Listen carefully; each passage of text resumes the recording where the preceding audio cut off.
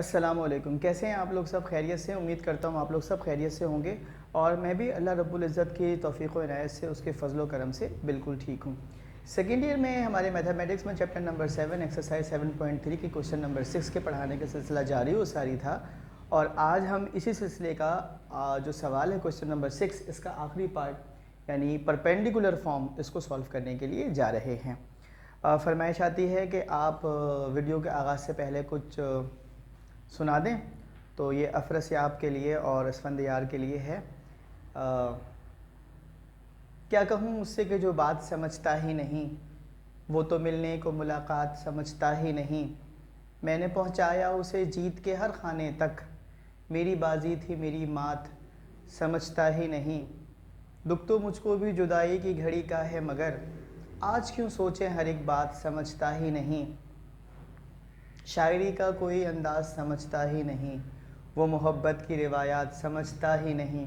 क्या कहूँ उससे कि जो बात समझता ही नहीं, वो तो मिलने को मुलाकात समझता ही नहीं। आज हम फिर एक और सवाल समझने की कोशिश करेंगे। ये क्वेश्चन नंबर 6 का पार्ट 3 है और इससे पहले कि हम इस एक्सरसाइज पर जाएं और इसको अलविदा कहें, आपको ये बताना मकसूद है कि बहुत जल्द मेरी मैथमेटिक्स की रिसोर्स बुक यानी कि जो मेरी मैथ्स की गाइड है वो अनकरीब मार्केट में अवेलेबल होगी।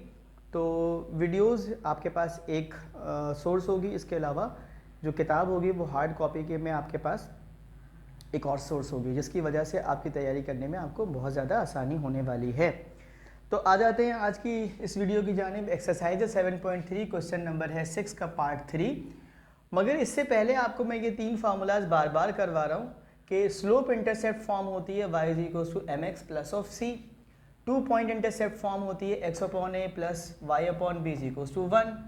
परपेंडिकुलर फॉर्म होती है x cos alpha plus y sin alpha = p। ठीक है। क्वेश्चन है हमारे पास 6, कहते हैं reduce the equation 3x + 4y - 12 = 0। और इसका तीसरी कंडीशन क्या है? Perpendicular form. इसका मतलब है हमने ये फार्मूला यूज़ करना है, x cos alpha plus y sin alpha = p। तो सबसे पहले सोल्यूशन की हेडिंग डालिए, फिर सवाल लिख लीजिए यानी इक्वेशन लिखें 3x + 4y - 12 = 0। ठीक है जी।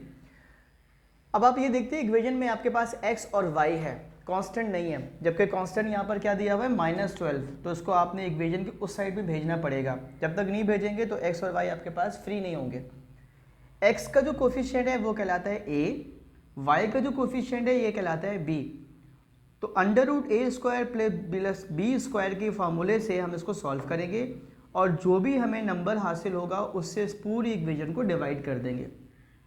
फिर सुन लीजिए, x का जो कोफिशिएंट है वो कहलाता है a, तो 3 आपके पास हो गया a।